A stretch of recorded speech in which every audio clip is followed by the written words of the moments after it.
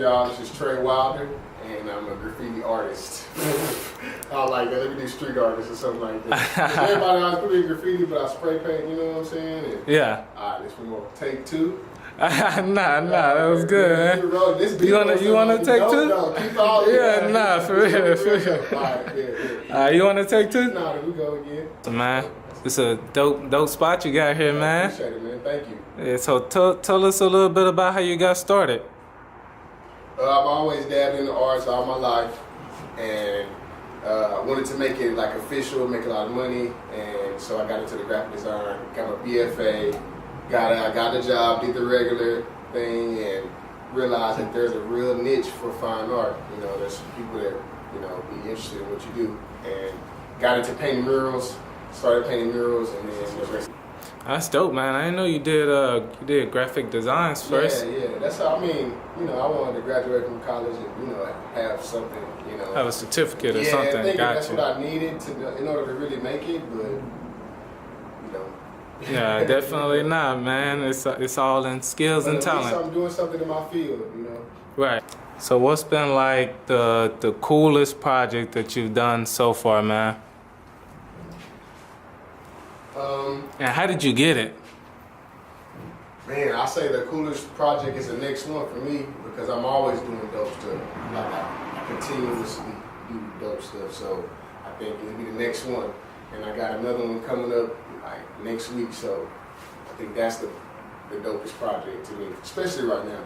Yeah, how did you get it though, man? So I do a lot of my stuff via Instagram posting, and then a lot of word of mouth. And once you do good work, people come back.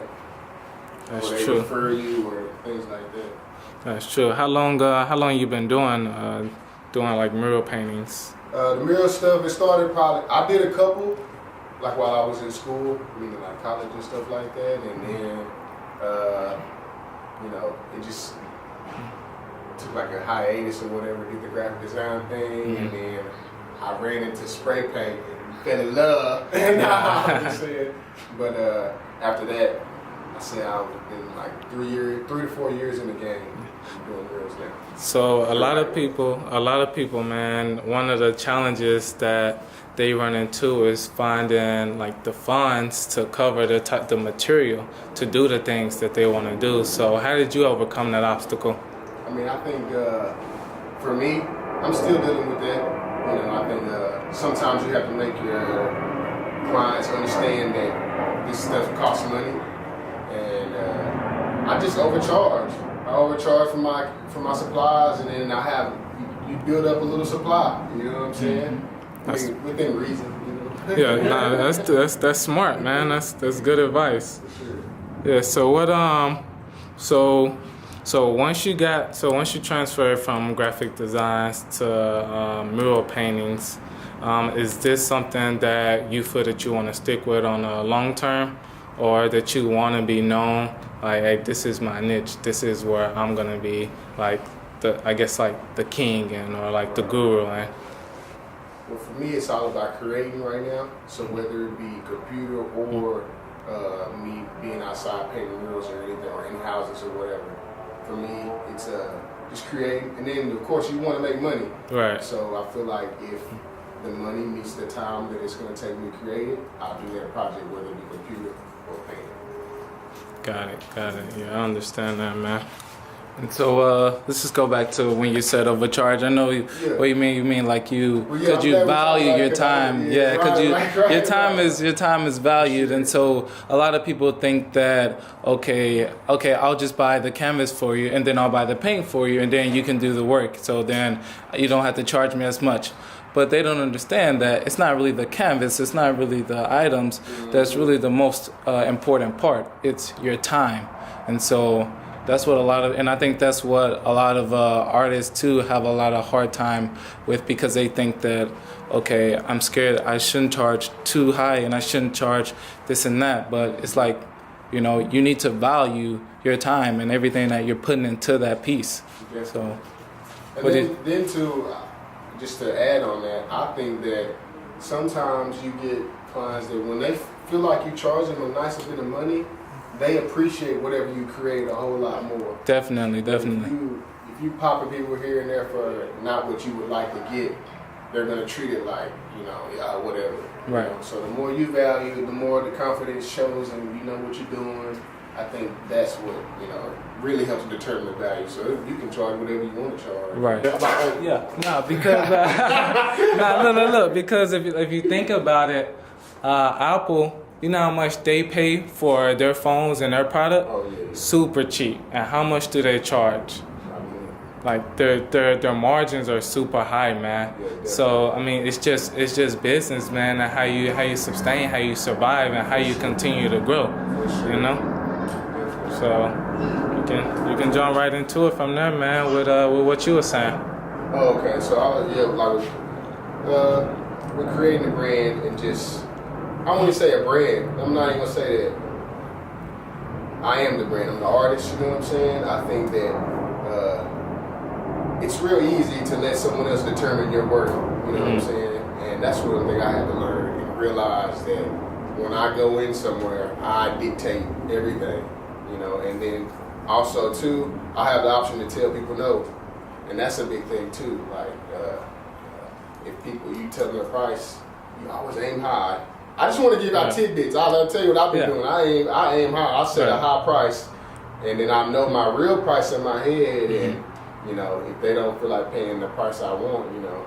Leave room for negotiation. Yeah. I mean, that's little things that I'm pretty sure everybody's heard before, but when you're in a meeting with someone or you're talking to people, it's hard to implement that because, you know, you might come into an office building, you know, you see I'm dressed, you know, I dressed the part, you're like, what's going on? Yeah. Okay, I'll take that price, whatever, you know, so it's always hard to stick to your guns, but that's a good tip too. Nah, man, that's great advice because, like, even though it may seem like a lot of people, you know, may already do know that, a lot of people don't implement it, man. It's hard, and, man. Yeah. You get that pressure when you're in meetings or something like that, and then if you're like, well, I don't know what you're gonna do, and, and then, you know, they start questioning, you know, what to expect from you.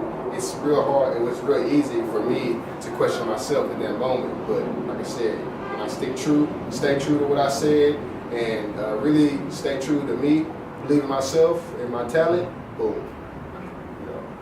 Yeah, man, it just boils down to knowing the true value of your talent and not like, and even like not necessarily knowing what it is right now, what it's going to be in the future, you know, and that's what you got to think about. For real, speaking of future, man, I can only imagine what my shit's going to look like, you know. Crazy, man. Bro, I'm like freaking insane. Nah. So like I just keep grinding, like, you know, and one thing that I really think about too is about completion. Right now, everything is about getting it complete, not being perfect. You know, you get better, of course, all that with time. But right now, it's like crank. And then if you stand on Instagram, you know how much all that new stuff is coming out. It's images feeding every day and make you think like you're not doing enough, and just stay true to it, stay steady. Yeah, man, that's great, man. Cause I think that a lot of people they get stressed out, man, trying to make everything super perfect, man. When they just need to at least get it done first, you know, and then continue to grow from there. So I'm glad you touched on that, man. Real, man. That's a big thing, man. Cause I mean, I'm getting inquiries everywhere, and so like I can sit here and be trying to do every little bitty thing, get it complete, get it done. And, you know, most of the time, the stuff we worry about, people don't even see. Right. You know what I'm talking about? Yeah. Like, did you see that little thing I did up there? I know they give a damn, but it's like, it looks beautiful.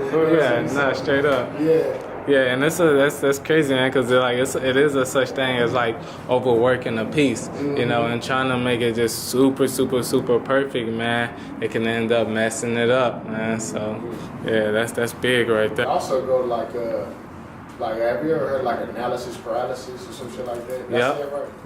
Yeah, man, like just overthinking stuff, like you will never act, though. You know what I'm saying? That's a good too. Yeah, definitely, man.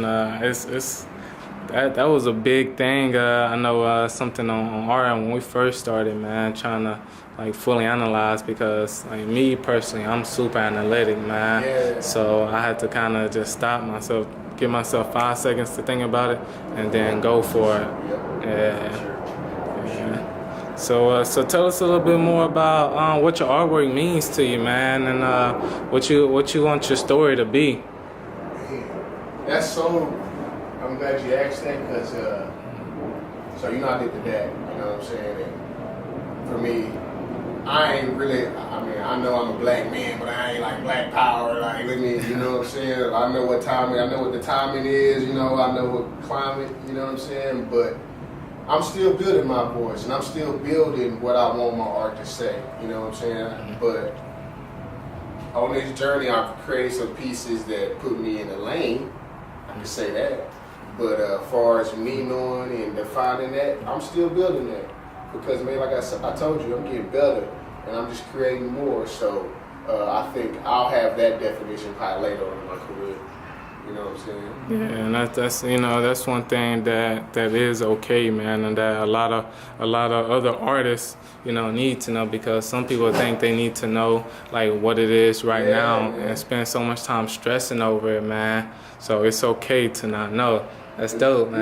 Yeah, and then it puts you in like a class where you can't create nothing else. So if you do create something else, they're gonna be like, "What I thought you did." Exactly. Nah. So let's get into a little bit of the whole process of when you start to paint and the whole vibe that you create, things like that. So let's talk about some different musics that you listen to and different steps that you take to get started. Shoot, to get started with like some pieces, some stuff I can just go with the flow, you know. But man, I like to render and Photoshop a little bit. Okay. Because that'll help me get a clear direction of color and idea.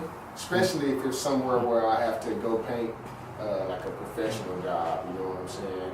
But say if I'm out at the yard painting or something like that, all I need is a sketch. And I like a variety of music, man. That's the crazy thing about it. Like, so when you sketching, to me, I want to be free, and I want to be like something that just keep going. So like trap beats or trap. Meek Mill is a very good like sketch artist, you know what I'm saying? Like you put your first lines up, you jam me because it's fast. It's like you just see yourself like for sure. And then I like slow it down a little bit, like some real dope like R&B kind of stuff, like to when I'm doing details. So like it'd be like some dope ass Miguel type shit, you know what I'm saying? Like because you gotta it's fine tuning, you know what I'm saying? So that's the kind of vibe I be.